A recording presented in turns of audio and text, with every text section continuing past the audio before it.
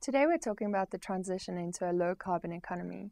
In studio, we have Saliem Fakir, head of the Living Planet Unit of the WWF. The idea of a low-carbon economy is one that's getting a lot of interest lately. Why is it important, and what is the WWF doing about it? I think there's a lot of pressure now to look at carbon dioxide reductions globally. And you know that in Copenhagen, we're looking at hoping to get a positive outcome and a renewal, staging for renewal of the Kyoto Protocol. That's the one. So there's obviously issues around climate change, and that's one of the drivers of this. There are also energy security issues. People are concerned about future viability of fossil-based fuel economy, and looking at ways of making a transition to more sustainable energy sources. Electricity prices are also likely to rise. So there's a need to look at ways to reduce generally energy consumption, but also define, in a sense, a new future from our total dependence on fossil fuels to more sustainable energy solutions. Now at WWF, we are not only doing work on advocacy around climate change, but we're also trying to look at ways in which we can understand ways in which we can make sustainable energy transitions, particularly in South Africa, where we have high dependency on coal, etc. And that's really the main sort of focus. And low carbon economy is a nice way of framing the discussion and debate. It's not necessarily anything new, just a different terminology for looking at an issue that's ongoing. Yeah. And what as South Africa do we actually need to do to make this transition? Well, I think for long we've argued that South Africa really needs to look at its energy mix. It really needs to find a more sustainable energy pathway. It can't just rely on coal-fired power stations.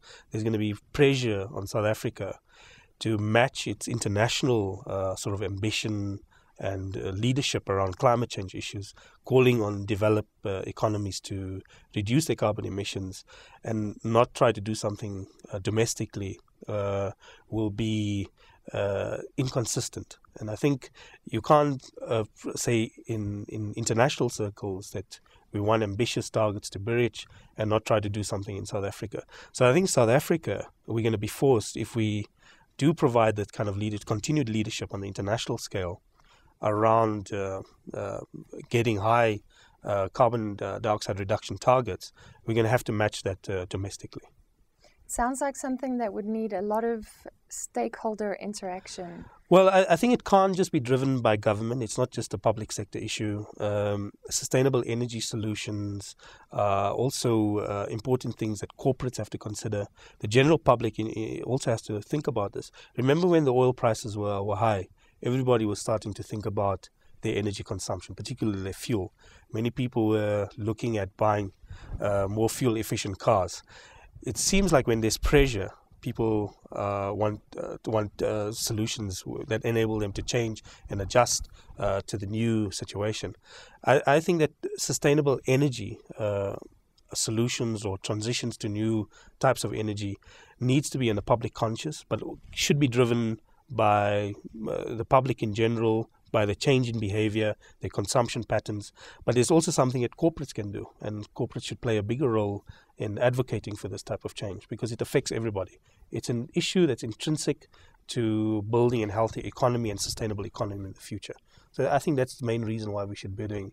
Energy security, by the way, is a big global issue. And if you just watch the geopolitics on energy, all the leading emerging economies are grappling with the energy security issues because those countries that have to import oil or gas are usually doing that in very hostile countries in which there's huge amounts of conflict and so on. And there's no guarantee that they would have surety of supply or security of supply. So the US is rethinking, for instance, its strategy around its own energy dependence and its own energy security because it still wants to be a dominant power. Same with China, same with India. And I think South Africa, given its dominant role in Africa and its economy, should also be thinking about energy security at a much higher level than we have in the past. Yeah.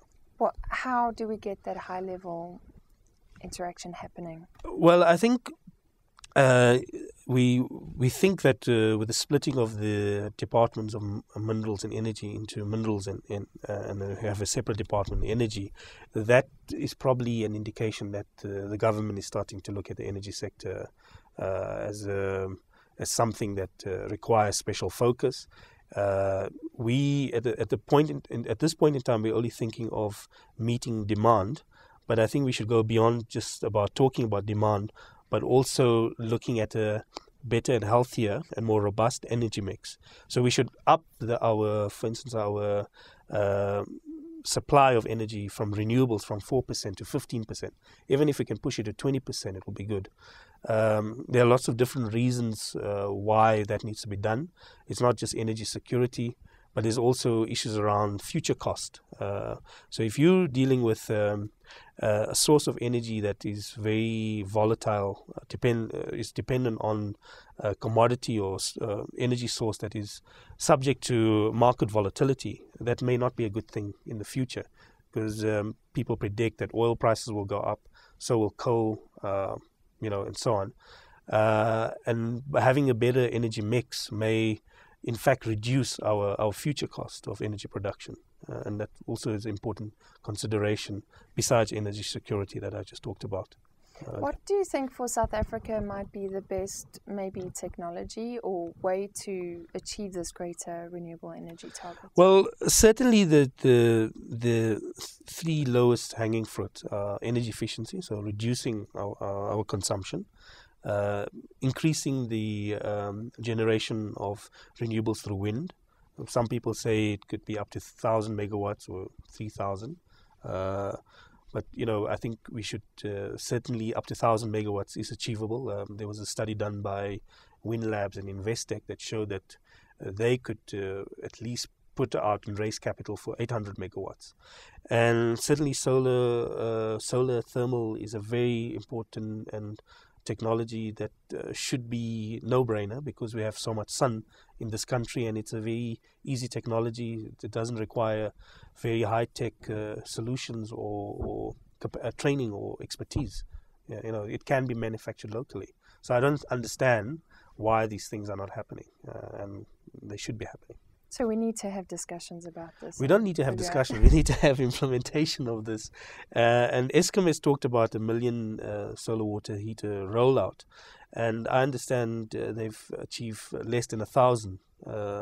They've rolled out only less than 1,000. That raises questions about why isn't it that we're reaching a much higher target? And they have a 3-year, sort of target to reach the million within 3 years. We're still battling with it. So, I still don't really understand what is the issue here, because it's certainly something that we are capable of doing, and we should be doing. Certainly should. Anything else about what your organization is doing towards a low-carbon economy? Yes, the one thing that we're starting to focus is not just looking at macro policy and the big policy debates, but we're also working because WWF has a lot of corporate members. We are trying to roll out an international program called Climate Savers, and we're trying to encourage our corporate members to take up this program.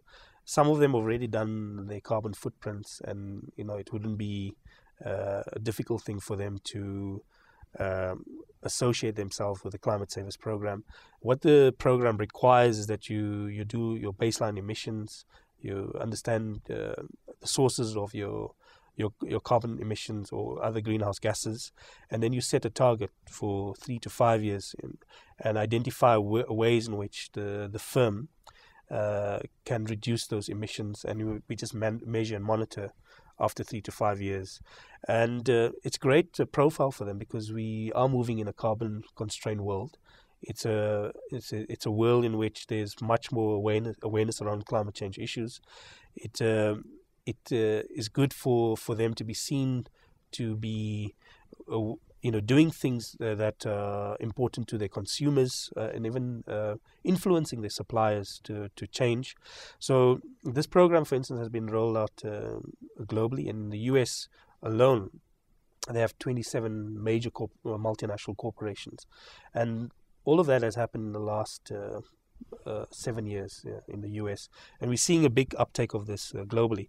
We want to roll out the same thing in South Africa and hope that many of our own corporate members would start taking up climate savers initiative and be seen to be doing something real and and also contributing to reducing their carbon emissions. That's what we're hoping to do.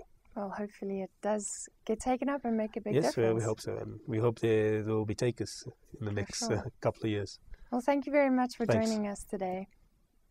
That was Saliem Fakir in our Johannesburg studio. For Engineering News, I'm Christy van der Merwe.